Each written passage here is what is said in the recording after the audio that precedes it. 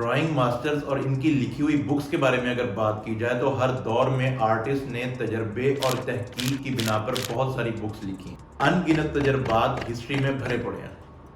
اسی طرح 19 سینچری کی ایک بک نے ماسٹر ڈرائنگز کے جو کورس ہیں ان کو اس طریقے سے بیان کیا ہے کہ اسٹوڈنٹس ان کی دی ہوئی ریپروڈکشنز کے اوپر ہی کام کر کے اپنی سکلز کو پالش کر سکتے ہیں۔ یہ بک تب مارکیٹ میں انٹروڈیوس کروائی گئی تھی جب آرٹ کی ایجوکیشن میں اکیڈمک سٹائل کو بہت زیادہ ترجیح دی جاتی، مطلب اس کو پراپرلی ایکسیپٹ کیا جاتا تھا۔ تو بیسیکلی اکیڈمک سٹائل کے اندر ہوتا یہ ہے کہ ڈرائنگز کے جتنے بھی پروپورشنز ہوتے ہیں اور لینڈ مارکس ہوتے ہیں ان کو حد درجے ترجیح دی جاتی ہے، ان کو سب سے آگے رکھا جاتا ہے۔ تو شیپ یا فگر کے پروپورشنز کو پراپرلی ڈرا کرنے کے بعد لائٹ کی طرف آیا جاتا ہے۔ لائٹس اینڈ شیڈوز کو کس طریقے سے ہم نے مینیج کرنا ہے اور کس طریقے سے ہم نے امپلیمنٹ کرنا ہے، اس کو سکھایا جاتا تھا۔ یہ بک چھوٹی اور آسان ایکسرسائز سے سٹارٹ ہوتی ہے اور گریجولی مختلف ایکسرسائز سے ہوتے ہوئے مشکل ایکسرسائز کی طرف جاتی ہے، جہاں پہ اسٹوڈنٹ کو یا سیکھنے والے کو ایک واضح ڈیفرنس نظر آتا ہے، جس میں انیٹمی کے پروپورشن شامل ہوتے ہیں جو ایک اسٹوڈنٹ کو ٹیکنیکلی ڈرا کرنے میں مدد دیتی ہے۔ تو اس بک کی پریکٹس کرنے کے لیے جو پہلا چیپٹر ہے وہ پلیٹس کے اوپر مشتمل ہے، اور یہ وہ میٹل پلیٹس ہیں جن کے اوپر ڈرائنگ کی گئی ہے، اور ایک ڈرائنگ کو مطلب ایک فگر کو یا ایک آبجیکٹ کو 2 مرتبہ ڈرا کیا گیا ہے، جس کے اندر ایک ڈرائنگ جو ہے وہ سمپلی اس کے پروپورشن بتاتی ہے، اس کے لینڈ مارکس واضح کرتی ہے، اور ساتھ ہی ساتھ اس کی دوسری ڈرائنگ رینڈر ہوئی ہو تاکہ سیکھنے والے کو سمجھنے میں آسانی ہو جائے کہ یہ سٹارٹ کیسے کی جاتی ہے اور اس کو فنش کیسے کرنا۔ تو ان کو سمجھنے کا یا ان کو پریکٹس میں لانے کا طریقہ یہ ہے کہ اپنی ڈرائنگ کو اسی سائز کا رکھیں جس سائز کا آپ نے ریفرنس پلیٹ کا پرنٹ لیا ہے۔ تو چونکہ ہمارے پاس تو اب یہ بک کی فارم کے اندر پلیٹس ہیں، یا زیادہ سے زیادہ ہم ان کو پرنٹ نکلوا کے A4 سائز پہ یا A3 سائز پہ جو بھی فیزیبل ہو اس کو سامنے رکھ سکتے ہیں، تو پلیٹ کی جگہ ہمارے پاس پیپر ہے جس پیپر کے اوپر یہ ڈرا ہوا ہو۔ تو کہنے کا مطلب یہ ہے کہ جو سائز پیپر کا ہوگا وہی سائز آپ کی ڈرائنگ شیٹ کا ہوگا، اور فردر مور جو سائز اس کے اندر ایک ڈرائنگ کا ہوگا وہی سائز آپ کی ہی ڈرائنگ کا ہوگا۔ اس کا سب سے بڑا فائدہ یہ ہوتا ہے کہ آپ کا ماڈل کے ساتھ یا آپ کے ریفرنس کے ساتھ ڈائریکٹ کمپیریزن ہو جاتا ہے، آپ بار بار اس کو دیکھ سکتے ہیں۔ تو ڈرائنگ سٹارٹ کرنے سے پہلے آپ نے ماڈل کا جو پیک ایریا ہے اور جو لویسٹ ایریا ہے اس کو پوائنٹ آؤٹ کر دینا ہے کسی بھی ڈاٹ یا کوئی بھی ایک نشان لگا کے۔ اسی طرح آپ نے لیفٹ اور رائٹ سائڈ پہ کرنا ہے، تو اس سے آپ کا ایک ایریا اسپیسیفک ہو جائے گا جس کے اندر آپ نے ڈرا کرنا ہے، جس سے آپ باہر اپنی ڈرائنگ کو نہیں لے کے جا سکتے۔ اس کے بعد آپ نے کرنا یہ ہے کہ ایک ورٹیکل لائن اور ایک ہاریزونٹل لائن کس طریقے سے ڈرا کرنی ہے کہ وہ آپ کے ریفرنس کو واضح کرنے میں مدد دے۔ تو اس سے یہ ہوگا کہ آپ کو پتہ چل جائے گا کہ یہ جو میں نے لائن ڈرا کی ہے اس لائن کے اندر یہاں سے یہ فگر سٹارٹ ہوتا ہے، اور اس طریقے یہاں سے ہوتے ہوتے پھر یہ نیچے چین تک یا پاؤں تک یا جو بھی آپ کا ایک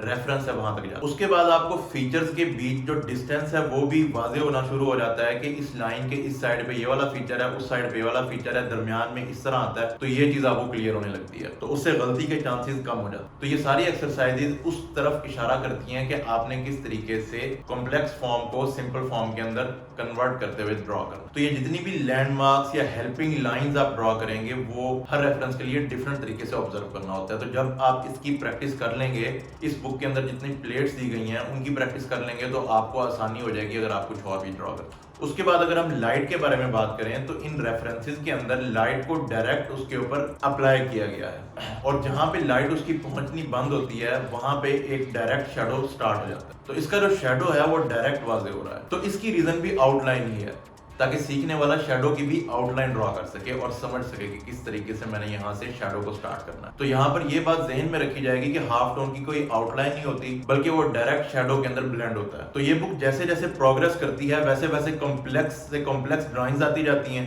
اور دیکھنے میں وہ ڈرا کرنے میں امپاسبل، اور اسی وجہ سے یہ کہا گیا تھا کہ پلیٹ کا سائز اور آپ کی ڈرائنگ کا سائز سیم ہونا ہے۔ جب آپ اس کا ڈائریکٹ کمپیریزن بار بار کریں گے تو آپ کو آپ کی غلطیاں سلولی گریجولی واضح ہونے لگ جائیں گی۔ آپ کے ڈرائنگ کا جو ریفرنس ہے اس کو آپ نے بار بار دیکھنا ہے،